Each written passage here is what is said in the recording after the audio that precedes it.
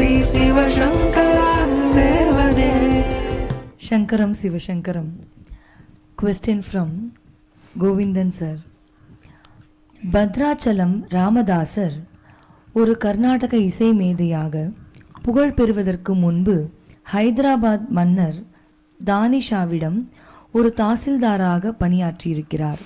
மக்களிடம் வசூலித்த 6 லட்சம் வராகன் வரிப்பணத்தை மன்னருக்கு தெரியாமல் பத்ராச்சலம் ராமர் கோவிலை புதுப்பிக்க பயன்படுத்தினார் என்ற குற்றத்திற்காக மன்னரால் ராமதாசர் 12 ஆண்டுகள் சிறை வைக்கப்பட்டார் என்றும் அவர் செலுத்த வேண்டிய 6 லட்சம் வராகன்களை ராம லக்ஷ்மணர்களே மன்னரிடம் செலுத்தி ராமதாசருக்கு விடுதலை பெற்று தந்தனர் என்றும் அவரது வரலாறு கூறுகிறது.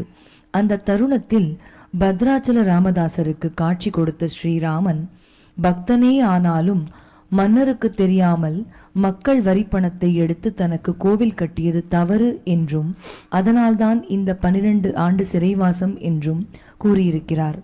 இது போன்ற சம்பவங்கள் மாணிக்கவாசகர் வாழ்க்கையிலும் திருமங்கை ஆழ்வார் வாழ்க்கையிலும் நடந்திருக்கின்றன. அடுத்தவரின் பணத்தை எடுத்து அதை ஆண்டவனுக்கு கொடுப்பது சரிதானா? உங்ககிட்ட கூட அந்த சினிமா இருக்குது, நீங்கள் பார்க்கலாம். நாகார்ஜுனா அவர்கள் நடித்த அந்த படம். அதில் நாகார்ஜுனா அப்பா நாகேஸ்வர ராவ் இல்லையா, அவர் கபீர்தாசராக ஒரு குறிப்பிட்ட காட்சிகளில் வந்து நடிச்சுட்டு போயிருப்பார். பத்ராச்சலம் என்பது கம்மம்னு ஒரு இடம் இருக்குது ஆந்திராவில், விஜயவாடா கம்மம், அதுக்கப்புறம் பத்ராச்சலம், நல்ல ஊர். அண்டு மலை மேலே இருக்கும், ஒரு சின்ன மலை மேலே அந்த ராமர் கோயில் இருக்கும். அது பக்கத்தில் அவரை ஜெயிலில் வச்சு அடைச்சிருந்த அந்த கோல்கொண்டா இல்லை, அவரை அடைச்சி வச்சுருந்த அந்த ஃபோர்ட்டு அந்த இடத்துல இருக்கும். கோயில் ரொம்ப நல்லா வச்சுருப்பாங்க, ரொம்ப சுத்தமாக வச்சுருப்பாங்க. 5 ரூபாய்க்கு புளி சாதம், எலுமிச்சம் சாதம், தயிர் சாதம் கொடுப்பாங்க. அது சாப்பிட்டாவே நீ எங்கேயும் ஹோட்டலுக்கே போக தேவையில்லை. அண்டு ஸ்பெஷல் டிக்கெட்டுன்னு ஒன்று இருக்குது, 50 ரூபா 100 ரூபா. அதில் போனால் ஒன்று உட்கார வச்சு ராமர்கிட்ட சங்கல்பமெல்லாம் பண்ணுவாங்க. இல்லைனாலையும் ஜனங்க க்யூவில் போய் சாமி எவ்வளோ தடவைன்னா பார்க்கலாம். இன்றைக்கி நீங்கள் பார்க்குற இவர் கட்டினது யார்? இந்த கோப்பண்ணாவாக இருந்து பத்ராச்சல ராமதாஸ் என்று அழைக்கப்படுகிறவர் கட்டினது. ஆனால் ஒரிஜினலாக இருந்தது என்னென்னா, அந்த கோயில் இப்படி இருக்குமா, இப்படி சுற்றின்னு வர்றபோது அங்கே ஒரு கல் இருக்கும், அந்த கல் மேலே ஒரு பாதம் இருக்கும். ஸோ ராமர் வனவாசம் போன காலத்தில் அவருடைய பாதம் ஒரு ஒத்த பாதம் அந்த கல் மேலே இருக்குங்கிறது நம்பிக்கை. இவர் அந்த இடத்துல போய் தான் இவருக்கு அந்த எண்ணம் வந்து கோயிலெல்லாம் கட்டினார். தாசில்தாராக இருந்து கோயில் கட்டின போது நிஜாம் எங்கே போனோன்றான், இந்த மாதிரி நான் ராமர் கோயில் கட்டினேன்ட்டு. அவன் வந்து இவர் சிறையில் போட்டு எல்லா விதமான டார்ச்சரும் பண்ணுறாங்க. இவர் டார்ச்சர் பண்ணுற போது 12 வருஷம் இவர் இருப்பார். முதல்ல என்ன பண்ணுவார், ஆஞ்சநேயா நீ சொல்லக்கூடாதா, நான் இவ்வளோ கஷ்டப்பட்டுங்கிறேன், ராமருக்கு கோயில் கட்டி தானே இப்படி கஷ்டப்பட்டுங்கிறேன்னு. ஆஞ்சநேயர் ஐயோ என்ன இந்த வம்புக்கு இழுக்காத அப்படின்றார். அதுக்கப்புறம் சீதா தள்ளி என்ன நன்னு ப்ரோமணி செப்பவே சீத்தம்மா தள்ளி, என்னை எப்படியாவது உங்கள் ராமர்கிட்ட சொல்லி காப்பா சொல்லுமா சீதி தாயேன்னு 2 வரி. నన్ను బ్రోవమని చెప్పవే సీతమ్మ తల్లి, నన్ను బ్రోవమని చెప్పవే,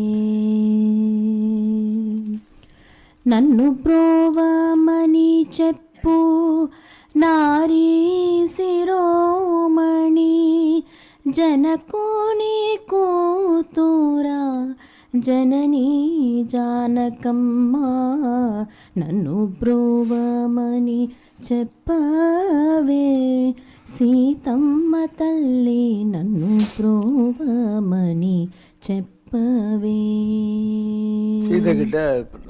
சீதை ராமர்கிட்ட போய் கெஞ்சரா, ராமர் பொறு அப்படின்னு சொல்லிடுறாரு. இப்படி விதவிதமாக இவர் சீதை சொன்னால் நீ கேட்க போறியா, அந்த அம்மாவை வந்து அசோகவனத்தில் கண்ணீரும் கம்பெனியும் விட வச்சு வந்தானே, அந்த அம்மாவை அக்னி பிரவேசம் பண்ண சொன்னவன் தானே, இப்படிலாம் திட்டுவார். அப்புறம் நான் ஏதோ கோபத்தில் சொல்லிட்டேன், அதனால் நீ என்னை தண்டிச்சிடாதப்பா அப்படின்னு சொல்லுவார். இப்படிலாம் அவருக்கு 12 வருஷம் ஓடுது. அந்த மாதிரி 12வது வருஷம் அந்த ராமனும் லக்ஷ்மணனும் அந்த ஹைதராபாத் நிஜாம்கிட்ட போய் பணத்தை கொடுக்குறாங்க. நாங்கள் அவருடைய சிப்பாய்ங்க, ஜெயிலில் இருக்கார் ராமதாஸ், அவர் சிப்பாய்ங்க, அவர் கட்ட வேண்டிய பணத்தை நாங்கள் கொண்டாந்துருக்கோம் அப்படின்னு கொண்டு போய் கொடுக்குறாங்க. அப்போது நிஜாம் நேராக ஜெயிலுக்கு வரான். கோல்கொண்டாவில் வச்சுருக்கான் ஹைதராபாத் கிட்ட. வந்து பார்த்தா அவர் சூசைட் பண்ணிக்கிறதுக்கு ரெடியாகிறாரு. அப்போது அவன் போய் தடுத்து அவர் இது பண்ணுறான். அப்போ இவர் கேட்குறாரு, 12 வருஷம் நான் ஜெயிலில் கஷ்டப்பட்டேன், எனக்கு கொடுக்காத தரிசனத்தை நீ ஹைதராபாத் நிஜாமுக்கு முதல்ல கொடுத்துருக்கிய அப்படின்னு சொல்லி ராமர்கிட்ட கேட்குறாரு ராமதாஸ். இப்போ அவர் சொல்கிறார், அவனை சாதாரண ஆளுன்னு நினைக்காத, போன ஜென்மத்தில் அவன் பெரிய பக்தனாக இருந்து எனக்கு 1000 தாமரை பூக்களால் யாகம் வளர்த்தான். அதில் ஒரு பூ குறையிற நேரத்தில் அவன் இறந்துட்டான். அதனால் அவங்ககிட்ட பூர்வ புண்ணியம் அவ்வளோ இருந்தது, அதனால தான் அவ்வளோ பெரிய நிஜாம் ராஜாவாக பிறந்தான் அப்படின்னு சொல்லிவிட்டு அவனுக்கு பாக்கி இருந்தது, அதனால் அவனுக்கு கொடுத்தேன். நீ போன ஜென்மத்தில் ஒரு கிளியை 12 வருஷம் கூண்டில் அடக்கி வச்சுருந்த, அந்த பாவத்துக்கு நீ 12 வருஷம் அனுபவிக்கணும் ஜெயிலில், அதுக்காக தான் நீ அனுபவிச்ச. உலகத்தில் யார் பிறந்தாலும் அவங்க செய்த செயல்களுக்கு காஸ் எஃபெக்ட்னுவாங்க, அதுக்கு தண்டனைகளை அனுபவித்த அப்புறம் தான் கடவுளே கூட அவங்களுக்கு நல்லது செய்ய முடியும். அதனால் வேறு வழி இல்லை. இன்றைக்கும் அந்த கோயில் அங்கே இருக்குது. அண்ட் முதல்ல இருந்த அந்த பாதம் இல்லையா, அது அப்படியே இருக்குது. இப்போ 12 ஆழ்வார்களுக்கு 12 சந்நிதி வச்சுருக்காங்க. நீங்கள் இப்படி படியேறி கொஞ்சம் தூரம் போன உடனே அங்கே வந்து ஆஞ்சநேயர், நேராக ராமரை பார்த்த மாதிரி நல்ல பெரிய ஆஞ்சநேயர் இருப்பார். அண்டு நேராக போன உடனே சாமியை பார்த்துடலாம். அங்கே சீதை வந்து ராமருடைய மடியில் உட்காந்துருப்பாங்க, லக்ஷ்மணன் வில்ல அம்பு வச்சுன்னு உட்காந்துருப்பாங்க. பூஜைலாம் நல்லாவே பண்ணுவாங்க. அண்டு எல்லாருக்கும் சாப்பாடு வேறு போடுவாங்க. அங்கே ஒரு சத்திரம் மாதிரி இருக்குது, கோயிலுக்கு வர எல்லாருக்கும் அங்கே சாப்பாடு போடுவாங்க. அண்டு அந்த நிகழ்ச்சியெல்லாம் ஒரு கல்வெட்டில் எழுதி வச்சுருக்காங்க. அந்த காலத்தில் இருந்த அந்த சாமியோட பழைய சிலைங்க, அதுக்கப்புறம் அந்த ஆபரணங்கள் எல்லாத்தையும் வந்து ஒரு மியூசியம் மாதிரி வச்சுருக்காங்க. அந்த கோயில்லேயே ஒரு மூலையில் வச்சுருக்காங்க. நாங்கள்லாம் போன காலத்தில் 5 ரூபாய்க்கு ரூம் கிடைக்கும். நான் சொல்கிறது 1980களில். நான் என்ன பண்ணுவேன், அந்த 5 ரூபாய்க்கு தான், அந்த காலத்தில் அதுதான் அங்கே வசதியே. அந்த 5 ரூபா ரூமில் தங்கிக்கிட்டு நான் யாகம் பண்ணுறாள் டெய்லி. அதனால் அங்கே விறகு சொல்லி 5 ரூபாய்க்கு இவ்வளோ கொடுப்போம். அதை வச்சுன்னு யாகம்லாம் பண்ணிட்டு கோயிலில் போய் இருந்துகிட்டு இருந்தேன். இப்போ நல்லா கட்டிட்டாங்க. ஆந்திர பிரதேஷ் டூரிசம்காரங்க நல்ல ஹோட்டல் கட்டிட்டாங்க. 1600 ரூபா வாடகை, சாப்பாடுக்கு படலாம் கூட அங்கே கிடைக்கும். ஊரில் பஸ் ஸ்டாண்டு, அதுலேருந்து ஒரு 3 கிலோமீட்டர் வந்தேனாக்கா இந்த கோயில் இருக்கும். இந்த கோயிலுக்கு பேக் சைடில் பெரிய நதி இருக்குது. இந்த கோயிலினுடைய பேக்கில் பார்த்தீங்கன்னா பெரிய நதி இருக்கும், கோதாவரி நதி இருக்கும். அதனால் நீங்கள்லாம் போய் பார்க்க வேண்டிய ஒரு நல்ல இடம், அற்புதமான இடம். ஆந்திராவில் இருக்குது. இங்கேருந்து நேராக விஜயவாடா போயிட்டு, விஜயவாடாலேருந்து பஸ் கூட போகுது, இல்லை கம்மம் போயிட்டு அங்கேருந்து பஸ்ஸில் போகலாம், டவுன் பஸ்ஸில் போகலாம். டைரக்ட் கிடையாது. ஹைதராபாத்து அங்கேருந்து ரொம்ப கிட்ட. அதனால் இங்கே போயிட்டீங்கன்னாக்கா நீங்கள் அப்படியே ஊர் சுற்றி பார்த்துட்டு வரலாம். ஹைதராபாத்து டேமு இதெல்லாம் பார்த்துக்கிட்டு வர்றதுக்கு எல்லாம் கிட்டக்கிட்டே இருக்குது நிறைய இடங்க. இன்னும் உனக்கு வசதி இருந்தாக்கா பக்கத்தில் ஸ்ரீசைலம்னு ஒரு மலை இருக்குது. அதில் சிவபெருமான் இருக்கார். ஸ்ரீசைலம் மல்லிகார்ஜுனர்னு பேர். ஸோ நேராக உள்ள நுழைஞ்ச உடனே கோயிலில் சிவன் இருப்பார். ஒரு காலத்தில் எல்லோரும் அவங்க கையாலேயே அபிஷேகம் பண்ணலாம் சாமிக்கு. இப்போது டிக்கெட் போட்டணும். அதனால் ஸ்ரீசைலம் மல்லிகார்ஜுனரை பார்த்துட்டு நேராக பின்பக்கம் போனேன்னா அங்கே பர்வதவர்தினின்னு சொல்லி அம்பாள் இருக்கும். அம்பாளுக்கு நேர் எதிரில் நீ பணம் கட்டினியானா லலிதா சஹஸ்ரநாமம் அர்ச்சனை வரிசையாக எல்லாரையும் உட்கார வச்சு பண்ணுவாங்க. ஆன உடனே பிரசாதம் கொடுப்பாங்க. அதை கையில் வாங்கிட்டு நீ கோயிலுக்கு வெளியே வந்துடலாம். தங்கறதுக்கு ஆந்திர பிரதேஷ் டூரிசம் ஹரிதா ஹோட்டல்ஸ் இருக்குது. கவர்மெண்ட்டில் நிறைய கெஸ்ட் ஹவுஸ் கட்டி விட்ருக்காங்க. 400 ரூபாய்க்கெல்லாம் கட்டில் மெத்தியோட நல்ல ரூமாக அட்டாச் பாத்ரூமோ எல்லாம் கிடைக்கும். ஸோ நல்ல ஊர் ஸ்ரீசைலம், மலை மேலே இருக்குது. நீ ஸ்ரீசைலம் போகிறதா இருந்தால் அதுக்கு பக்கத்துலேயே மகாநந்தின்னு ஒரு இடங்குது. ஒரு காட்டுக்குள்ளே வேர்லேயே வந்த சிவலிங்கம் மகாநந்தி. அதுக்கு நேர் எதிரில் தப்த குண்டம்னுவாங்க, சுடு தண்ணி பெரிய குளம். அதில் குளிச்சுட்டு போய் சாமியை பார்த்துட்டு வர மாதிரி இருக்கும். அதுக்கப்புறம் அஹோபிலம், லட்சுமி நரசிம்மசாமி இருக்கார் இல்லையா, அவருக்கு கீழே ஒரு கோயில் இருக்கும். அங்கேருந்து ஒரு 3-4 கிலோமீட்டர் போனால் ஒரு பெரிய மலை, அதுதான் அஹோபிலம். பிலம்னா குகை. அஹோன்னா ஆச்சரியமான அஹோபிலம் அப்படிவாங்க. ஸோ அங்கே ஒரு குகைக்குள்ளே நரசிம்மர் இருப்பார். அதுக்கு மேலே உனக்கு நேரம் கிடச்சதுன்னா விறகு வெட்டிங்க அந்த மாதிரி யாராவது கைடுங்க இருப்பாங்க, அவங்கள கூப்பிட்டுட்டு மேலே 9 நவ நரசிம்மர்கள்ன்றாங்க. ஆனால் நேராக இப்படி சுற்றின்லாம் வர முடியாது, இப்படி போய் இறங்கி இப்படி போய் இறங்கி அந்த மாதிரி 2 நாள் ஆகும். 9 நரசிம்மரையும் பார்த்துட்டு நீ கீழே வரலாம். அங்கே ஆரிய வயசான்றாங்க இல்லையா, இந்த வயசா செட்டியாருங்க, அவங்க ஒரு சத்திரம் வச்சுருக்காங்க. பிராமின்ஸ் எல்லாம் ஒரு சத்திரம் வச்சுருக்காங்க. நீங்கள் போய் அங்கே பணம் கொடுத்துட்டு அவங்க சாப்பாடெல்லாம் உங்களுக்கு பண்ணி போட்டுருவாங்க. அங்கேயே ஒரு பேசிக்காக தங்கலாம், ஜம்காலம் தலகாணி அந்த மாதிரிலாம் கொடுப்பாங்க. அது நல்ல இடம். ஸோ ஆந்திராவில் மெயினாக இதெல்லாம் இருக்குது. விஜயவாடா கனகதுர்கா, அதுக்கப்புறம் விஜயவாடாலேருந்து போனீங்கன்னாக்கா சிம்மாச்சலம் நரசிம்மர். சிம்மாச்சலம் நரசிம்மர் இப்படி பார்க்கலான்னு போனீங்கன்னா அப்படி இருக்க மாட்டார், சிவலிங்கம் மாதிரி இருப்பார். அவர் மேலே சந்தன காப்பு போட்டுருவாங்க. வருஷத்துக்கு ஒரு நாள் ஐயரு கண்ணை கட்டிக்கின்னுட்டு போயிட்டு அந்த சந்தனத்தெல்லாம் எடுத்து வருவார். அதுக்குள்ளே என்னாகுது, அந்த கல் உள்ள வராக நரசிம்மர், ஒரு பக்கம் பன்னி வடிவத்தில் ஒரு பக்கம் நரசிம்ம வடிவத்தில், அதுக்கு இது போட்டுறாங்க. நல்ல கோயில். ஒரு காலத்தில் ஒரே பேரிச்சம்பழத்து மேலேயும் வச்சுக்கிட்டு இருந்தது, இப்போ நல்லா கட்டிட்டாங்க, சாப்பாடெல்லாம் கூட போடுறாங்க அந்த கோயிலில். ஸோ இதெல்லாம் நீ பார்க்க வேண்டிய இடம் ஆந்திராவில். விஜயவாடா, அதுக்கப்புறம் அன்னவரம் சத்யநாராயண சுவாமி, சூப்பராகும் அன்னவரம். போனேனாக்கா ரயில்வே ஸ்டேஷனுக்கு டைரெக்டாக இங்கேருந்து காலையில் அங்கே ஒரு 9 மணிக்கு போயிடுவோம். கோயில் பஸ்ஸு வரும், மேலே கொண்டு போய் விட்டுருவோம். மலை மேலே இருக்குது. அங்கே பெரிய ஒரு நதி இருக்குது, அதுக்கு பேர் பம்பா நதி. பம்பா நதிங்கிறது இப்போ நதி மூலம் ரிஷி மூலம்ன்றாங்க இல்லையா, அந்த மாதிரி அங்கே தான் வருது. அன்னவரம் சத்யநாராயண சுவாமி காலில் தான் அது வருது. அப்படியே அந்த பம்பா நதி ஓடி கர்நாடகாவில் ஹரிஹர் அப்படின்னு ஒரு ஹரியும் அரணும் சேர்ந்து ஹரிஹர் அந்த ஊருக்கு வந்து அங்கேருந்து கேரளாவில் இருக்கக்கூடிய சபரிமலை அடிவாரத்தில் இருக்கிற பம்பைக்கு வந்து சேருது அது. ஸோ ரொம்ப பெரிய இது, போட்டெல்லாம் விடுறாங்க அதில். மலை மேலே கோயில், நிறைய சத்திரம்லாம் கட்டி விட்ருக்காங்க. நல்லா சத்யநாராயண பூஜை 33 ரூபாயிலேருந்து 1008 ரூபா வரைக்கும் நீ எவ்வளோ கட்டுறியோ, எல்லாருக்கும் ஒரே பூஜை தான். உட்கார வச்சு பூஜை பண்ணுற இடம் வித்தியாசமாக இருக்கும். 1008 கட்டினா சாமிக்கு நேர் இதில் இங்கே உட்கார வச்சு பண்ணுவாங்க. மற்றதெல்லாம் கீழே நிறைய கல்யாண மண்டபம் இல்லையா, அதில் 100 பேர் உட்கார வச்சு ஐயர் மைக்கில் மந்திரம் சொல்லுவார். நீங்களே தேங்காயெல்லாம் வாங்கிட்டு போய் அவங்க சொல்கிற போது கதையெல்லாம் படிப்பாங்க, பூஜைலாம் பண்ணிவிட்டு வந்துடலாம். அங்கேயும் வந்து மத்தியானம் சாப்பாடு போடுவாங்க. சாப்பாடுனா சும்மா இல்லை, நல்லா பருப்பு பொடி அந்த மாதிரி டிப்பிக்கலாக ஆந்திரா சாப்பாடு ஃபுல்லாக போடுவாங்க. இல்லை கீழே ஒரு கேன்டீன் இருக்குது, அங்கே நீ சாப்பிட்டுக்கலாம், தங்கிறதுக்கு வசதியெல்லாம் இருக்குது. ஸோ ஆந்திராவில் விஜயவாடா கனகதுர்கா, பத்ராச்சலம் ராமர், சிம்மாச்சலம் நரசிம்மர், அன்னவரம் சத்யநாராயண சாமி கோயில், மகாநந்தி, அஹோபிலம், இல்லை இவ்வளோ நல்ல நல்ல கோயிலெல்லாம் இருக்குது. அதில் பத்ராச்சலம் கோயில் மாத்திரம் ஆந்திராவும் தெலுங்கானாவும் தனியாக பிரிஞ்ச பிறகு தெலுங்கானாவுக்கு போயிடுச்சு. திருப்பதி ஆந்திராவுக்கு வந்துடுச்சு, சந்திரபாபு நாயுடு கிட்ட வந்துடுச்சு. அந்த மாதிரி 2ஆக பிரிஞ்சது. இன்றைக்கி நல்லா பிரமாதமாக வச்சுருக்காங்க எல்லா கோயிலும். ஒரு காலத்தில் அவ்வளோலாம் இருக்காது. ஒரு பிரசாத்னு ஒரு எக்ஸிக்யூட்டிவ் ஆஃபீஸர் வந்தான், அப்போது எல்லாத்துக்கும் டிக்கெட் போட்டான். ஆனால் வசதிகளை பண்ணி கொடுத்தான். டிக்கெட் போட்டாலையும் ஜனங்க போனாக்கா அது இங்கே இருக்கிறதுக்கு சாப்பிட்றதுக்கு எல்லாத்துக்கும் நல்ல வசதி, பூஜைலாம் பண்ணிட்டான். ஒரு காலத்தில் விஜயவாடா கனகதுர்கா நீ போகணுன்னாக்கா ஒரு குறுகிய மலைப்பாதை மேலே போகணும், ஒரே டிராஃபிக் ஜாமெல்லாம் ஆகி போயிடும். இந்த ஆள் வந்த உடனே என்ன பண்ணால் ஒரு பெரிய மைதானம் மாதிரி ரெடி பண்ணி அங்கே கீழே போன உடனே காரெல்லாம் நீ விட்டுடலாம். விட்டுட்டா 4 லிஃப்ட் இருக்கும். அந்த 4 லிஃப்ட்டில் 4 மாடி பில்டிங் கட்டிட்டான்னா நேராக 4வது மாடிக்கு போனாக்கா ஸ்ட்ரைட்டாக கோயிலுக்குள்ளே போகிற மாதிரி பண்ணிட்டான். அது கீழே 3வது மாடி 2வது மாடியில் சாப்பாடு போட்டுனே இருப்பாங்க. நீ காரை கீழே விடலாம், சாப்பிட்லாம், சாமி கும்பிடலாம். அந்த மாதிரி ரொம்ப நாளாக பண்ணிட்டாங்க. எல்லாம் வசதிகளாக பண்ணி வச்சுருக்காங்க. நீங்கள்லாம் போகணும். இப்போலாம் லீவ் விட்றாங்கல்ல, உங்களுக்கு சம்மர் வெக்கேஷன் லீவ் விட்றாங்க. சும்மா குண்டு செட்டில் குதிரை ஓட்டுன்னு இங்கேயே இருக்காதீங்க.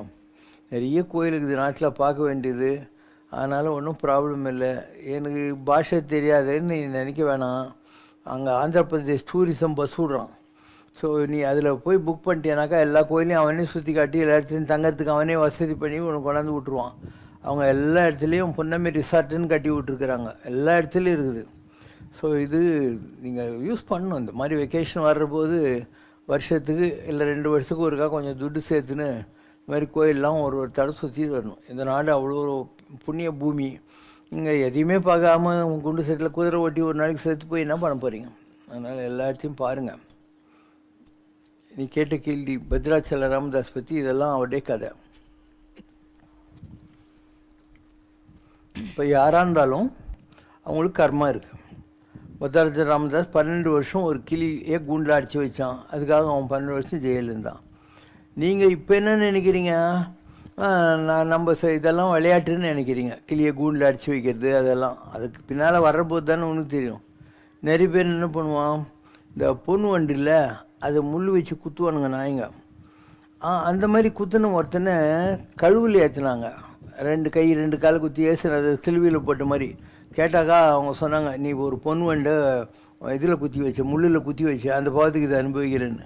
அதனால் யாருமே இன்னொரு ஜீவாத்மா, அதுவும் கடவுள் தான், ஈஸ்வர சர்வபூதானம், அதுக்கு தொந்தரவு கொடுத்தீங்கன்னாக்கா இன்னொரு ஜென்மத்தில் அதுக்கான கர்மாவை நீங்கள் அனுபவிச்சே ஆகணும். யாராக இருந்தாலும் அனுபவிச்சு ஆகணும், தப்பிக்கவே முடியாது. அதனால் ஜீவகாருண்யம் ரொம்ப முக்கியம். ஏன்னா எல்லாத்துக்குள்ளேயும் அதே கடவுள் தான் இருக்கான். அப்போ நீ உன்னுடைய சந்தோஷத்துக்காக ஏன் இன்னொரு கடவுளை வதைக்கிற இல்லையா? ஈஸ்வர சர்வபூதானம் தான். வள்ளலார் சொல்கிற எல்லா உயிரும் என் உயிர் ஆயின. இந்த உலகத்தில் இருக்கிற எல்லாமே என் உயிர் தான். அதனால் எல்லாம் கடந்த எண்ணம்பலத்தீசர் என்னுள் இருந்தாருங்கிறார்.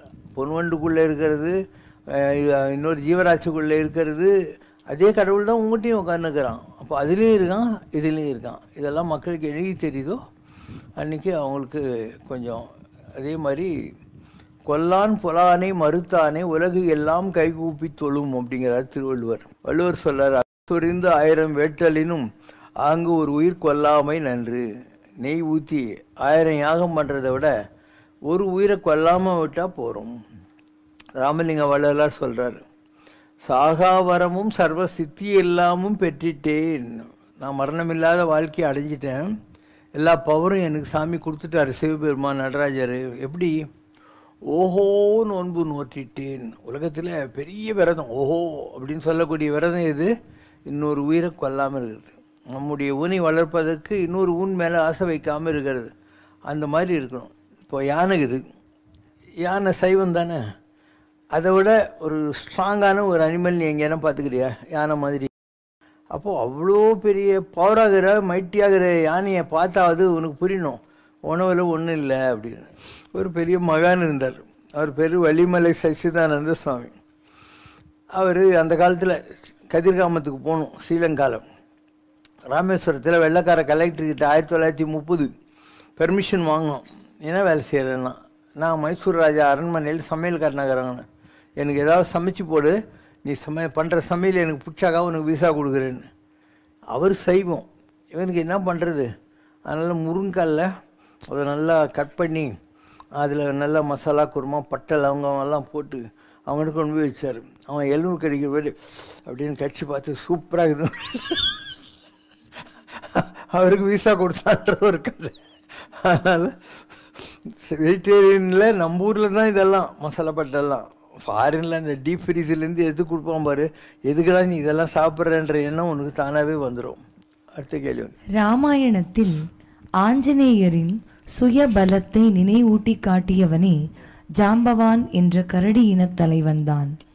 ராமாயண காலத்தில் வந்த ஜாம்பவான் துவாபர யுகத்தையும் தாண்டி இந்த கலியுகம் முடியும் வரை உயிர் வாழ இறைவனால் வரமளிக்கப்பட்டவர்.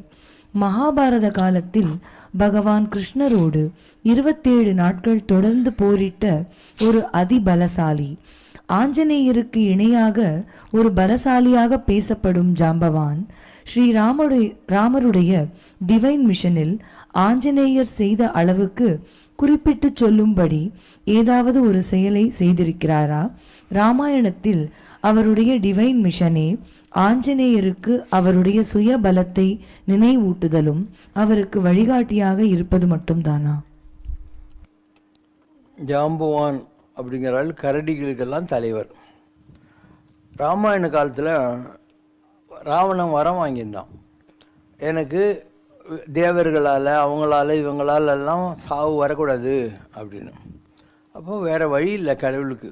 அதனால் மனுஷனாகவும் கரடிகளாகவும் குரங்காகவும் அணில்களாகவும் 33 கோடி தேவர்களும் பிறந்தாங்க. அப்போ அணில் கரடி குரங்கெல்லாம் யார்? தேவர்கள். 33 கோடி தேவர்கள் ராம கைங்கரியத்துக்காக உலகத்தில் வந்தாங்க. அப்போ சூரியன் இருந்தான் இல்லையா, அவன் சுக்ரீவனாக வந்தான். இந்திரன் வாலியாக வந்தான். ஆஞ்சநேயர் வாயுவினுடைய அம்சத்தில் வந்தார், காட்டினுடைய அம்சத்தில் வந்தார். அதே மாதிரி இந்த இவங்கெல்லாம் கரடி இவங்கெல்லாம் அந்த மாதிரி தேவர்கள் தான் உலகத்தில் வந்தாங்க. அதனால் அவங்க சாதாரணமாக நீ நினைக்க தேவையில்லை ஒன்றும். அப்போது ஆஞ்சநேயருக்கு கடலை தாண்டணும். எல்லோரும் மீட்டிங் போடுறாங்க, யார் இப்போ தாண்டுவீங்க? 12 மைல் தாண்டணும், தனுஷ்கோடியிலிருந்து லங்கைக்கு. அப்போது எல்லோரும் வந்து நான் இவ்வளோ தான் தாண்டிக்கிறேன்னா அவ்வளோ தான் தாண்டிக்கிறேன்னுவாங்க.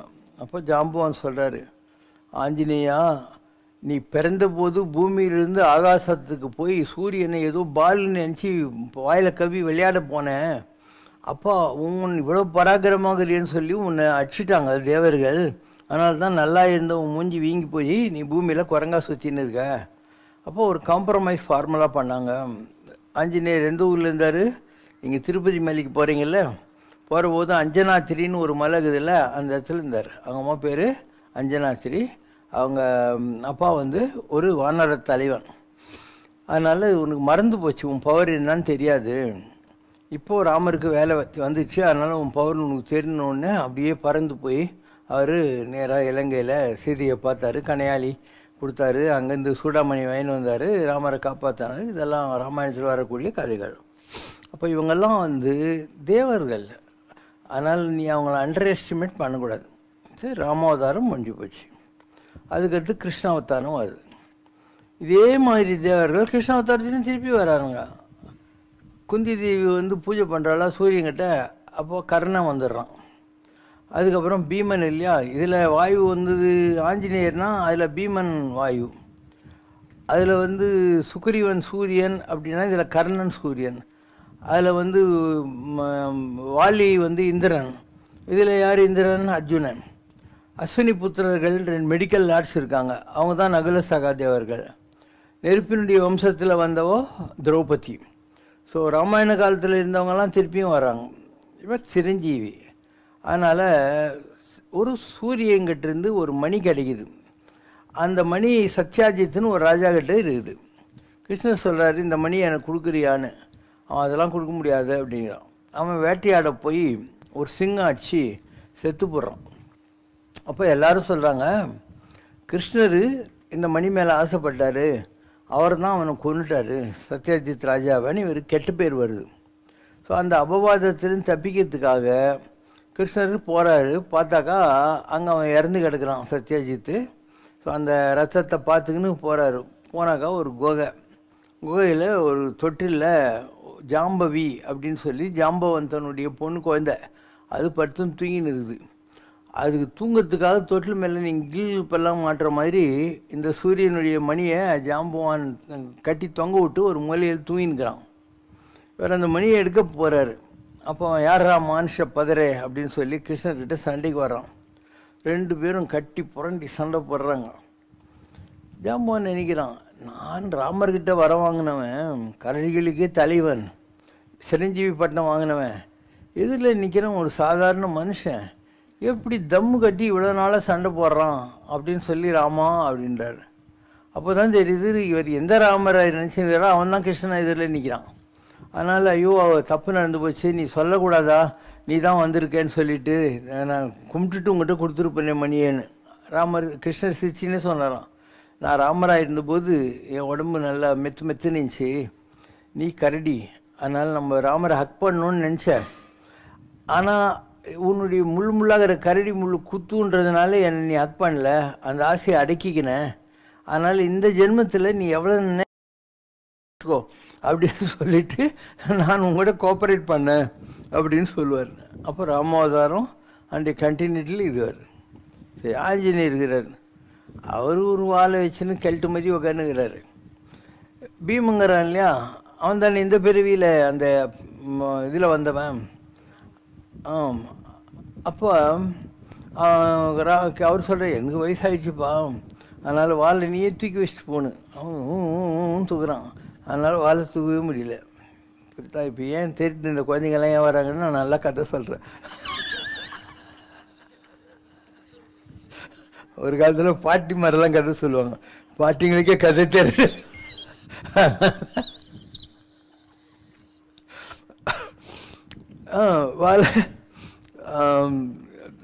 இவன் தூக்குறான், முடியல இவனால். அப்போ இவனுக்கு புரியல, நம்ம எவ்வளோ பெரிய பலசாலி, எப்படா இந்த மாதிரி ஆகிப்போச்சின்னு சொல்லிட்டு. அதுக்கப்புறம் கிருஷ்ணர் இவன் சரசேதுன்னு ஒன்று கட்டுறாங்க. சரசேதுன்னா என்ன, அர்ஜுனன் அம்பு விடுவான், அந்த அம்பு மேலே ஆஞ்சநேயர் ஏறி ஒரு குதிப்பாரா, அதெல்லாம் பொதுக்குன்னு வந்துடும். அப்போ கிருஷ்ணர் வர்றாரு, ஏன்னா இவன் சபதம் பண்ணிக்கிறான் அர்ஜுனன், நான் சூசைட் பண்ணிக்குவேன் அப்படின்ட்டு. அதனால் கிருஷ்ணர் இப்போ கட்டுன்றாரு. எதிரில் உட்காந்துட்டு அந்த குச்சா கூட ஆஞ்சநேயர் அந்த அம்புனால் ஆன அந்த பாலம் கீழே விழாத மாதிரி காப்பாற்றுறாரு. இப்படி ராமாயணத்தினுடைய கண்டினியூட்டி தான் இதெல்லாம். ஸோ ராமாயண காலத்தில் வாலியாக இருந்தான் ஒருத்தன். அவன் சுக்ரீவனுடைய பண்டட்டியை கொண்டு போய் தாரான்னு சொல்லி வச்சுருந்தான் குகையில். யாராவது அவன் எதிரில் போய் சண்டை போட்டாக்கா அவங்களுடைய பவரில் பாதி வாலிக்கு போடும். அதனால் இவன் சுக்ரீவன் வர்றான், நான் உன்னை காப்பாற்றுறேன்னு ஒரு வாக்கு கொடுத்துட்றாரு. அதனால் 2 பேரும் கட்டி பிடிஞ்சி சண்டை போடுறாங்க, யார் சுக்ரீவனும் வாலியும்.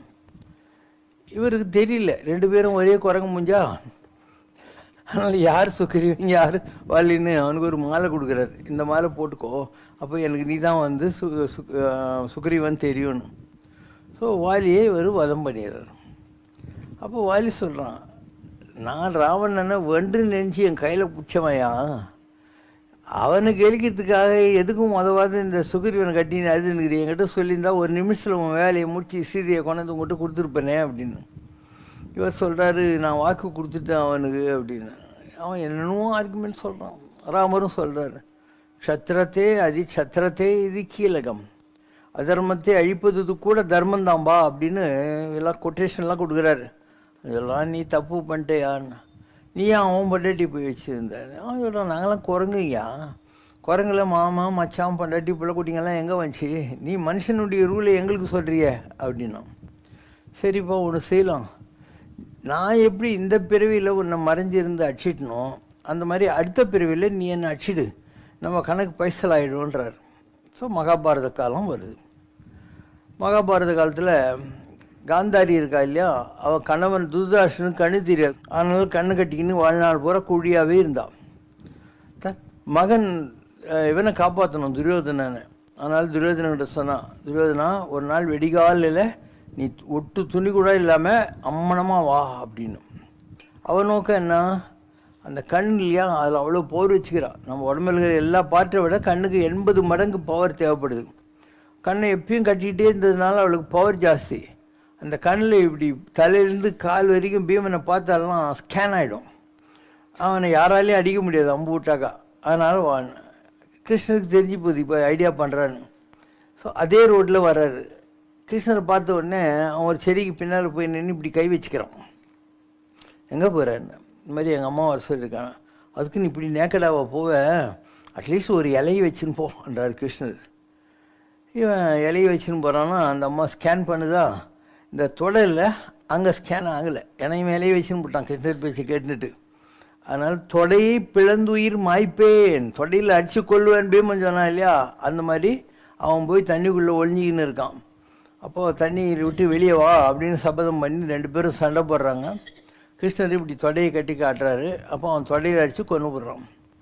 2 பேருக்கும் ஒரே குரு தான், யார், பலராமர். அவர் சொல்கிறார், இது அதர்ம யுத்தம், தொடையில் அடிக்கக்கூடாது அப்படின்னு அவர் சண்டைக்கு வர்றாரு. கிருஷ்ணர் சொல்கிறார், மகாபாரத யுத்தத்தில் எத்தனை அதர்மங்கள் நடந்திருக்கு, நீ உன் வேலையை பாருன்னா அப்படின்னு சொல்லி அவரை சமாதானப்படுத்திடுவார். தன் வந்த வேலை ஆயிடுச்சுன்னு நினைக்கிறார். இதுக்கு நடுவில் ஒரு துர்வாச ரிஷின்னு ஒரு ஆள் இருப்பார். அவர்கிட்ட இந்த பாண்டவ ராஜகுமாரர்கள்லாங்கிறாங்க இல்லையா, அவங்கெல்லாம் ஒரு பாண்டவ ராஜகுமாரனுக்கு வயிற்றில் உலக்கியை வச்சு கட்டி புலதாட்சி மாதிரி பண்ணி, சாமி இந்த பொம்பளைக்கு என்ன புள்ள பிறக்கும் கொஞ்சம் பார்த்து சொல்லுங்க அப்படின்னு. அவர் உலக்க பிறக்கும், உங்கள் குலமே நாசமாகுண்டான்ட்டார். இது பலராமர்கிட்ட சொன்னோன்னே, ஏன்டா இப்படி பண்ணீங்க, அதனால் அந்த உலக்கி இரும்பு உலக்க நல்லா பஜ்ஜி பவுட்ரு பண்ணி எதிரில் இரண்யா நதி இல்லை அதில் நல்லா கலக்கிடுங்கடா. நாங்கள் எல்லாம் கலக்கிடுறாங்க. அது அப்படியே தண்ணியில் அடிச்சுன்னு வந்து அந்த சாம்பல் இல்லை, எரிச்ச சாம்பல் அது ஒதுங்குது, அதுலேருந்து புல்லு முளைக்குது.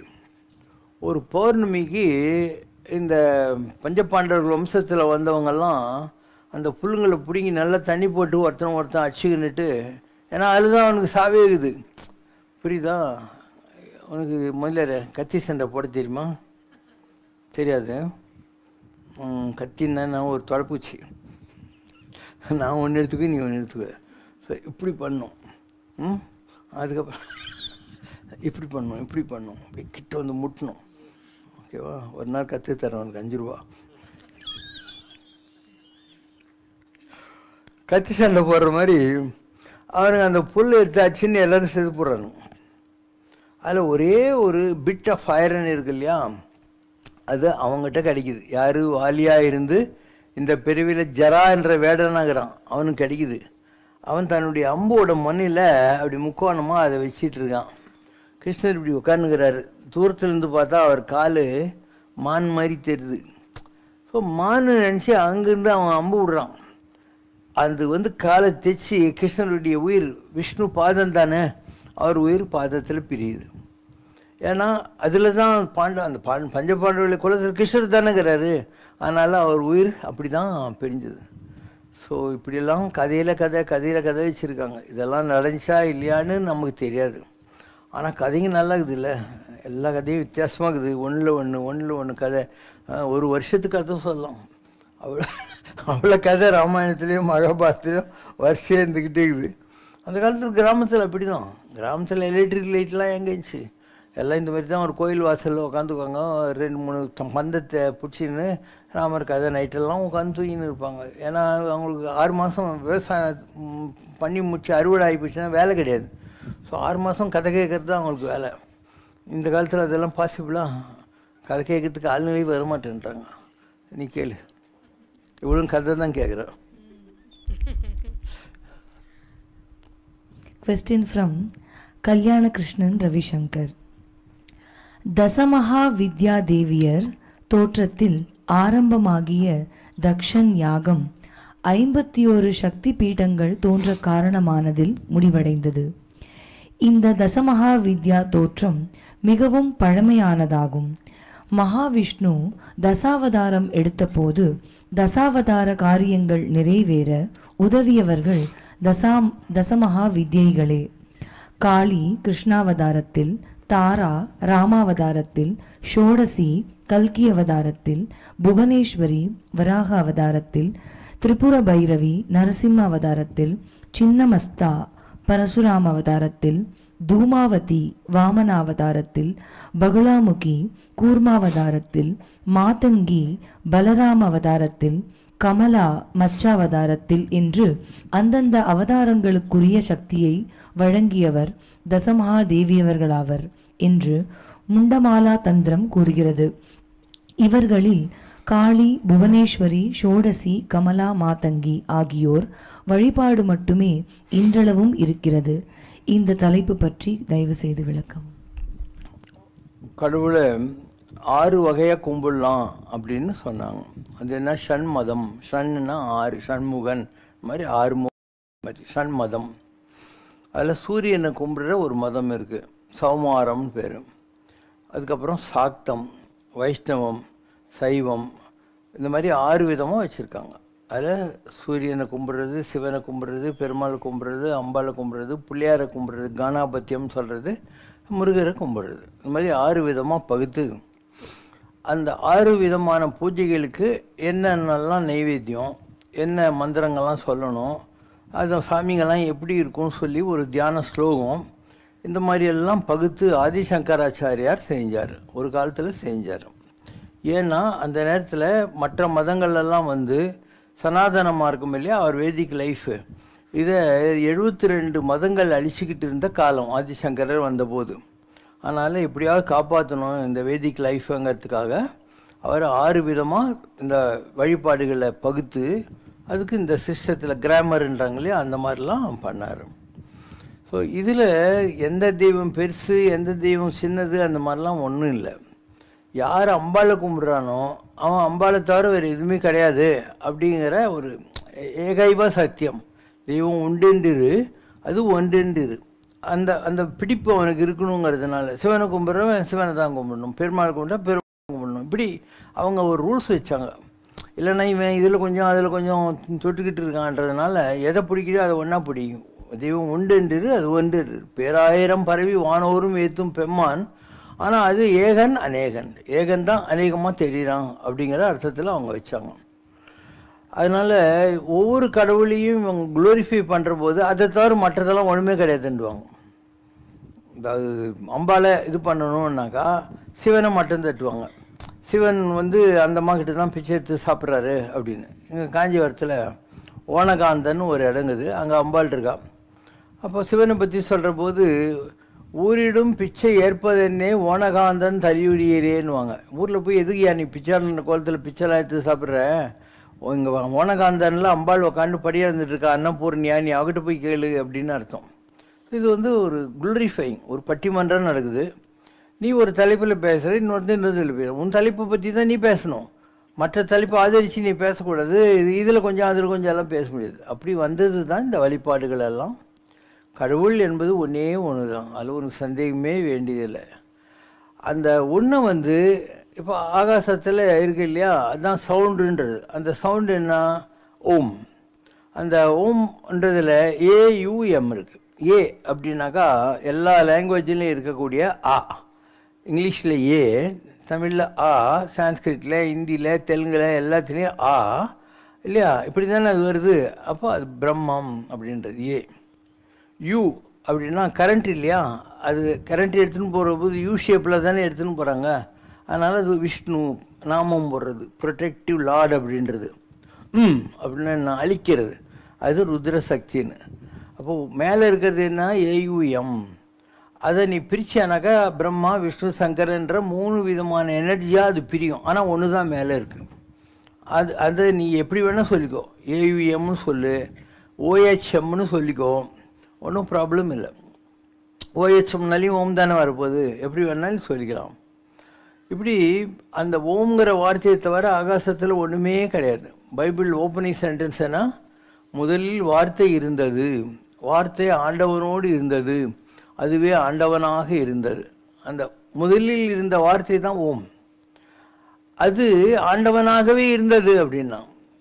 பைபிள் என்ன வரும், பரமண்டலத்தில் ஒரு பிதா, அவருடைய வலது தொடை மேலே வந்து மனுஷகுமாரன் உட்காந்துன்னு இருப்பான்ட்டு. அது என்ன, சிவபெருமான் அவருடைய தொடையில் பிள்ளையார் உட்காந்துக்கிறாருன்ற மாதிரி ஒரு எல்லாம் ஒன்றே தான், சுற்றி வளைச்சி எல்லா மதங்களும் ஒரு விஷயத்தை தான் சொல்லுது. ஒவ்வொரு காலகட்டத்திலையும் அந்தந்த மதங்கள் மற்ற மதங்களிலிருந்து தங்களை தற்காத்து கொண்டு தங்களுடைய கருத்துக்களை பரப்புவதற்காக ஒரு பட்டிமன்றம் மாதிரி தான் இது பெருசு அது சின்னதுங்கிற விஷயங்கள் எல்லாம் கொண்டு வந்தாங்க. எந்த கடவுளுக்கும் உருவம் கிடையாது. என்ன பாபா இப்படி சொல்கிற அப்படின்ட்டியா, ராமர், இயேசு, புத்தர், கிருஷ்ணர் எல்லாமே இந்த பூமியில் ஏதோ ஒரு காரணத்தினால தெய்வம் மானுஷ ரூபேன, தெய்வம் மனித வடிவத்தில் வருகிறது. ராமர் யார், தசரதனுக்கு பிறந்தவர். கிருஷ்ணர் யார், ஜெயிலில் வசுதேவருக்கும் தேவகிக்கும் பிறந்தவர், ஒருத்தி மகனாய் பிறந்து ஒரில் வளர்ந்தவர். இயேசுநாதர் ஜோசப்புக்கும் மரியாளுக்கும் மாட்டுத்தொழுவத்தில் பிறந்தவர். சித்தார்த்தனாக இருந்தவர் கபிலவாசர் சுத்தோதனுக்கும் மாயாவதிக்கும் பிறந்து பின்னால் புத்தரானவர். நீ யாரை வேணா எடுத்துக்கோ, அவங்க எல்லாருமே நம்மள மாதிரி தான், மனுஷங்க தான்.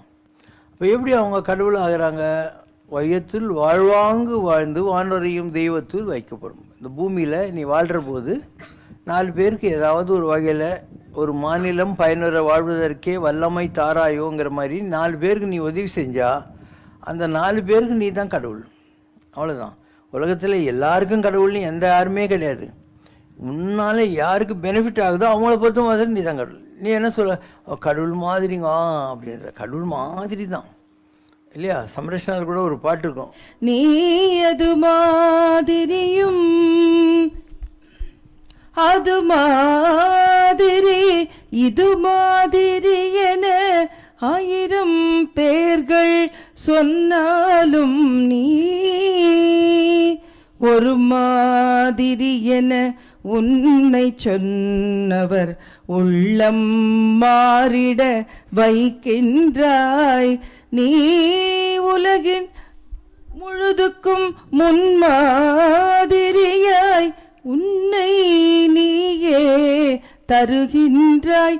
நீ சம்ரக்ஷணா பாட்டு. அப்போ ஒரு மாதிரி அப்படின்னா அதுக்கு 2 அர்த்தம் எடுத்துக்கலாம். ஒன்று மென்டல்ட்ரான்ற மாதிரி ஒரு மாதிரிடா அந்த ஆளுன்றது. இன்னொன்று என்ன, இவர் ஒரு ரோல் மாடல்ன்ற மாதிரி ஒரு மாதிரி கணக்கு அப்படின்னு இருக்கு இல்லையா. அந்த மாதிரி கணக்கை பார்த்து மீதி கணக்கெல்லாம் நீ போடணும். அந்த மாதிரி உனக்கு யாரை பிடிச்சிக்குதோ, இயேசு பிடிக்குதா, புத்தர் பிடிக்குதா, பரமச்சாரை பிடிக்குதா, ராகவேந்திரன், சாய்பாபா, அவங்கள ஃபாலோ பண்ணிக்கோ. அவங்கெல்லாம் வந்து கணக்கு. அந்த கணக்கு பார்த்து நீ உங்கள் கணக்கை போடு. உனக்கு எப்படி வேணால் போட்டுன்னு போ. புத்தர்னா கருணை, இயேசுனா தியாகம், இப்படி ராமர்னா தர்மம், கிருஷ்ணன்னா அறிவாளி, இப்படி ஒவ்வொரு குணங்குது இல்லையா. அதுதான் ஒவ்வொரு கணக்கு. ஸோ அதே உனக்கு எது பிடிக்குதோ அந்த மாதிரி நீ வாழ கற்றுக்கலாம். உலகத்தில் எல்லாரும் ஒன்று ஒத்துக்கவே மாட்டாங்க. இந்த காலத்துலையும் யாரும் ஒத்துக்குந்த சரித்திரமே இல்லை. உன்னை நம்பி யார் உங்கள்கிட்ட வந்தாங்களோ அவங்களுக்கு எது நல்லது உன்னால நடந்ததோ அவங்கள பொறுத்தவங்க தானே நீ கடவுளாக இல்லை. அவ்வளோதான், அவங்களுக்கு நீ கடவுள். இப்போ நான் இங்கே ஒரு மூலையில் உட்காந்துக்கிறேன், ஜனங்க இங்கே வராங்க, இவ்வளோ கோயில் கட்டிக்கிறோம், எல்லாம் தான் பண்ணியிருக்கோம் நாம். இது எல்லாராலையும் பண்ண முடியுமா? நீ ஒரு 400 - 700 ஸ்கொயர் ஃபீட்டு ஃப்ளாட்டு கட்டுறதுக்கே கஷ்டப்படுற. நான் கோயில் கட்டி இவ்வளோ பில்டிங் கட்டி எல்லா வசதியும் பண்ணிவிட்டு உட்காந்து அட்டடிச்சுன்னுக்கிறேன். உன்னால் பண்ண முடிஞ்சாக்கா உன்னை கூட 4 பேர் மதிப்பாங்க. உன்னால் முடியல இப்போத்துக்கு. இவர் ஒரு ஸ்கூட்ரு, ஒரு காரு, இல்லை ஒரு பொண்டாட்டி, 2 பிள்ளை குட்டிங்க, ஒரு வீடு, இவ்வளோ தான் உன்னுடைய லைஃப். இதுக்கு மேலே உன்னால் திங்க் பண்ண முடியல. நான் அப்படின்னு நினச்சிருந்தா முடியுமா? இல்லையா. எல்லாத்தையும் விட்டு விடுதலையாகி நிற்பாய் சிட்டுக்குருவியை போலன்னு டோட்டலாக ஊருக்கு உழைத்திடல் யோகம்ங்கிற யோகன்றது நம்ம மூச்சு பிடிச்சின்னு முடி வளர்த்துக்குன்னு கரடி மாரி போய் காட்டில் உட்காந்துக்கிறது இல்லை. ஜனங்க நடுவில் இருந்து ஜனங்களுக்கு நல்லது சொல்கிறது, நல்லது செய்கிறது. நம்மளால் 4 பேருக்கு நல்லது நடக்கணும், அவ்வளோதான். அந்த மாதிரி இருந்தால் அந்த 4 பேருக்கு நீ கடவுள், வேறு ஒன்றுமே இல்லை. இப்போ இந்த குட்டி பசங்கள்லேருந்து எல்லோரும் இங்கே வராங்க, உட்காந்துக்கிறாங்க. இது என்ன சாமிக்கிட்ட போய் உபன்யாசம் கேட்குற வயசாகுது. ஆனால் எவ்வளோ விஷயம் அவங்களுக்கு தெரியும். நம்மக்கிட்ட இருக்கிற குழந்தைங்களுக்கு வெளி உலகத்தில் டிகிரி முடிச்சுட்டு காலேஜுக்கு போகிறவங்கள விட நிறைய விஷயம் தெரியும். ஏன்னா இவ்வளோ வேப்பல் அடிச்சிருக்கோம் நம்ம இவங்களுக்கு. சின்ன வயசுலேருந்து இவ்வளோ விஷயங்கள்லாம் சொல்லி வச்சுருக்கோம், அவங்களுக்கு எல்லாம் தெரியுது. நான் பார்த்துருக்கேன் ஒரு தடவை மலேசியாவை பற்றி ஏதோ ஒரு காம்படிஷன் எக்ஸாமில் ஒருத்தர் கேட்குறாரு. இவங்க சொல்கிறாங்க, மலேசியா வந்து பிரிட்டிஷ் கீழே இருந்துச்சு, அங்கே சைனீஸ் இருந்தாங்க, ஈரோ ஏஷியன்ஸ், நம்ம ஒரு ஆங்கிலேயன் மாதிரி இருந்தாங்க, தமிழங்கள்லாம் இருந்தாங்க, அங்கே மலாய்க்காரங்க இருந்தாங்க. அப்போ அங்கே வெள்ளைக்காரன் சொன்னால் நீங்கள் எல்லோரும் சேர்ந்து என்கிட்ட வாங்க, அப்போ நான் உங்களுக்கு சுதந்திரம் தரேன்னு சொன்னான். அப்போ துன் அப்துல் ரஹ்மான்னுவாங்க, அவர் சம்மந்தம் இந்த மாதிரி ஒரு சைனீஸ் ஆள் 3 பேரும் போய் எங்களுக்கு சுதந்திரம் கொடுங்கன்னு வாங்கினாங்க. இதெல்லாம் இந்தமாரி நான் சொன்னது தான். அந்த கேள்விக்கு இந்த பையன் பதில் சொல்லணுன்னு கேள்வி கேட்டேன், மிரண்டு போய் எனக்கே இதெல்லாம் தெரியாது, உனக்கு தெரியும். அதனால தான் நான் பொதுவாக கடவுளை பற்றி பேசுகிறது கொஞ்சம், உலகத்தை பற்றி பேசுகிறது, வாழ்க்கையை பற்றி பேசுகிறது தான் ரொம்ப ஜாஸ்தி. இதெல்லாம் உனக்கு உதவும். இன்றைக்கி இல்லைன்னா நாளைக்கு ஏதோ ஒரு கண்டெக்ஸ்டில் நான் சொல்கிற விஷயம்லாம் நீ கொஞ்சம் மைண்டில் வாங்கிட்டேன்னா உனக்கு உதவும். ஸோ உலகம் என்பது உயர்ந்தோர் மாட்டே. உலகத்தில் எல்லோரும் தான் பிறக்கிறான். many a man come to this world, only a few make some mark and leave some trace behind them. உலகத்தில் எல்லோரும் தான் பிறக்கிறான், யாரோ கொஞ்சம் பேர் தான் உலகத்தின் வரலாற்று பதிவுகளில் அவங்களுடைய பாதசூழல்களை பதித்து விட்டு போகிறார்கள் என்று. இல்லையா, எல்லாராலையும் முடியுமா அந்த மாதிரி? இப்போ ஒரு பேர் சொன்னாக்கா உங்களுக்கு தெரியுது இல்லையா, அப்ரஹாம் லிங்கன், ஜான் கென்னடி, நான் உனக்கு அந்த மாதிரி ஏதோ ஒன்று சாதிக்கணும் வாழ்க்கையில். அப்படி சாதிச்சா ஒன்று 4 பேருக்கு தெரியும். எல்லாருக்கெல்லாம் தெரியாது. அவங்க உன்னை மதித்தாலும் சரி மிதித்தாலும் சரி உனக்கு ஒரு செல்ஃப் சாட்டிஸ்ஃபேக்ஷன் இருக்கும். ஆமாம், நம்ம நல்லது பண்ணியிருக்கோம், நம்மளால இவ்வளோ பேருக்கு நல்லது நடந்திருக்கு அப்படின்னு உனக்கு ஒரு கம்பீரம் வருது இல்லையா. That's called not ego, it's not self pity, it's not ego. அது என்னன்னாக்கா ஒரு கம்பீரம், பெருமிதம் அப்படின்வாங்க. அந்த உணர்வு, நம்ம நல்லது பண்ணியிருக்கோங்கிற ஒரு இதுக்கு பெருமிதம்னு பேர். தமிழுக்கு தருகன் அப்படின்வாங்க இலக்கியத்தில். அதனால் எனக்கு இதெல்லாம் பண்ண சொல்லி யாருன்னா சொன்னாங்களா? என்ன சாமி வைகுண்டத்துலேருந்து கருட வாகனத்துலேருந்து சிவசங்கர் பாபா இதெல்லாம் நீ பண்ணணும் அப்படின்னு சொன்னாரா? நானாக இது போட்டு தான் செஞ்சேன். இதில் நல்லதும் வரும் கெட்டதும் வரும். நன்றே வரினும் தீதே விலகினும் நான் அறிவது ஒன்றேயும் இல்லை, எனக்குள்ளதெல்லாம் உனதென்றே அழித்து விட்டேன் உனக்கே பரம். நல்லது கெட்டது எது நடந்தால் என்ன, நம்ம எல்லாத்தையும் கடவுள்கிட்ட ஒப்படைச்சிட்டு நம்ம வேலையை செஞ்சுட்டு இருக்கோம். அவ்வளோதான் வாழ்க்கை. மதிக்கணுன்றதுக்காகலாம் செய்யக்கூடாது, மிதிக்கணுன்றதுக்காக நீ செய்யக்கூடாது. இப்போ நீ எதையாவது சாதிச்சுட்டு போனேனாக்கா அது என்றைக்காவது ஒரு நாளைக்கு அதை பேசுவாங்க. இன்றைக்கி உலக வரலாற்றில் ஹிஸ்ட்ரி படிக்கிறேன், எல்லாரை பற்றியும் எல்லோரும் பேசுகிறாங்களா? யாரை பற்றியும் தானே பேசுகிறாங்க. அதனால் ஆசிட் டெஸ்ட்னுவாங்க. அந்த ஆசிட் டெஸ்ட்ன்றது டைம் தான். It is time which will criticize you or appreciate you or glorify you. அதெல்லாம் காலம்தான் செய்யும். ஆனால் நீ எஃபர்ட்லெஸ்ஸாக செய்யணும். என் கடன் பணி செய்து கிடப்பதே, என் வேலை உன் கடன் அடியேனையும் தாங்குதல். கடவுள்கிட்ட சொல்லிடணும், நான் என் வேலையை செஞ்சுட்டு இருக்கேன், நீ என்னை பார்த்துக்கோ அப்படிங்கிற மாதிரி. கடவுள் சும்மா ஒன்று விட்டுற மாட்டார், எல்லாரையும் போட்டு தான் புளிவார். பிரகலாதனை எப்படிலாம் கொடுமைப்படுத்தினார் உங்கள் கடவுள் இல்லையா? இன்றைக்கி பிரகலாதன்னா உனக்கு தெரியுதா? அந்த மாதிரி யாராக இருந்தாலும் இந்த உலகத்தில் வந்தவங்க எல்லாரும் கஷ்டப்பட்டு தான் இருக்காங்க. கடவுளுக்கு வேலை செஞ்சதுனாலையோ இல்லை கவலை பூஜை பண்ணி தவம் பண்ணதுனாலையோ அவங்களுக்கெல்லாம் உடனே ஒன்றும் சர்டிஃபிகேட் அடித்து கொடுத்துல கடவுளுக்கு. அவங்களும் அப்பர் சாமி சுண்ணாம்பு கால வேலை உட்கார வச்சாங்க, ஜெயிலில் போட்டாங்க. எல்லாரும் தான் எல்லாத்தையும் அனுபவிக்கிறாங்க. அதுக்கு அவங்க கடவுளை விடாமல் பிடிச்சிக்கணும். எவ்வளோ கஷ்டம் வந்தாலையும் அந்த கஷ்டத்தில் கடவுளை விடாமல் படிச்சுக்கணும். யானுனை தொடர்ந்து சிக்கனை பிடித்தேனுங்கிற மாதிரி. அப்போ என்றைக்கோ ஒரு நாளைக்கு ஒன்று கடவுள் மகிமைப்படுத்துவார். இயேசுவை எவ்வளோ கஷ்டப்படுத்தினாங்க, அவர் சிலுவையிலெல்லாம் போட்டாங்க, எல்லாம் தான் பண்ணாங்க. ஆனால் இன்றைக்கி இயேசுன்னா எல்லாருக்கும் தெரியுதா? எவ்வளோ சர்ச்சுங்கோ அங்கெல்லாம் சாம்பிராணி சட்டி ஆட்டின்னு மணி அடிச்சுன்னுட்டு அவங்க பிதாவே கர்த்தரின் நாமத்தினாலேன்னு சொல்லிக்கிறாருன்னா இல்லையா? இயேசு இந்த போது எந்த நாய் மச்சி தவிர அவர் கூட இந்த 12 பேரை காட்டி கொடுத்தாங்க அவரை இல்லையா? அனாதையாக தான் செத்தார் இயேசு. ஆனால் இன்றைக்கி இயேசுநாதர் உலகத்தில் இன்றைக்கி என்ன 2025னா எங்கே இயேசு பிறந்து 2025 வருஷம் ஆச்சுன்னு அர்த்தம். அப்போ காலம்தான் உன்னை கனிவிக்கும். ஆனால் நீ வாழ்கிற காலத்தில் உனக்கு மரியாதைலாம் கிடச்சிடுன்னு நினைக்காத. எல்லாத்துக்கும் நீ ரெடியாக இருந்தாக்கா என்ன மாதிரி வேலை செய்யறதுக்கு வா கடவுள்கிட்ட. இது ஒரு நன்றி இல்லாத உலகம். ஆனால் நீ செஞ்சு தான் ஆகணும். இதுதான் பரீட்சை. அதாவது வாழ்க்கையில் அப்சக்கிள் ரேஸ்னு ஒன்று இருக்குது. நடுவில் தடைங்களை வைப்பாங்க, ஓடி ஓடி குதிக்கணும். அந்த மாதிரி இந்த மகான் ஆகிறதுங்கிறது அப்சக்கிள் ரேஸ். உங்களை மாதிரி நார்மலாக குடும்ப வாழ்க்கையில் இருந்துட்டு வர்றாங்க இல்லையா, அது 100 மீட்டர் டேஷு. உங்களுக்கு எந்த தடையும் இருக்காது, ஆனால் இன்னொரு பிறவி வந்துடுவீங்க. நாங்கள் அப்சக்கிள் ரேஸில் பாஸ் ஆகிட்டு வந்தாக்கா அடுத்த பிறவி இருக்காது. இதுதான் எனக்கும் உனக்குள்ள வித்தியாசம். இல்லைனா கடவுளுக்கு நீயும் புள்ள தான் நானும் புள்ள தான். யாரும் கடவுளுக்கு வேண்டாதவங்கெல்லாம் இல்லை. வேண்டுதல் வேண்டாமல் இலானடி சேர்ந்தா இருக்குது யாண்டும் இடுமையில். All of us are equal in God's perspective. But you have to achieve your own merit. இப்போ எவ்வளோ பேருக்கு ஐஏஎஸ் எழுதியிருக்கான், அதில் எல்லாருக்கும் பாஸ் ஆகிடுறாங்களா? யாரோ தானே பாஸ் ஆகுறாங்க. அந்த மாதிரி இந்த உலகத்தில் 500 கோடி ஜனங்கிறாங்கன்னா அதில் யாரோ தான் பாஸ் ஆகுறாங்க. அவங்கள கொஞ்சம் குளோரிஃபை பண்ணுறாங்க. மற்றபடி ஃபெயிலானவங்கலாம் இல்லையா எவ்வளோ பேர் இருக்கிறாங்க, எல்லாருமே பாஸ் ஆகிடுறாங்க. एकदन्तं उमासुतं विनायकं भज गजाननम् एकदन्तं उमासुतं विनायकं भज गजाननं गजाननं गजाननं गजाननं गजाननं विनायकं भज गजाननं विघ्नहारकं शिवनन्दनं विद्यादायकं गजाननं प्रणवाकारं सकलसुखदं दुरितविदूरं गजाननं विनायकं भज गजाननं विनायकं भज गजाननं चिदानन्दरूपं गणेशं चिदाभासकं गजाननं चिदानन्दरूपं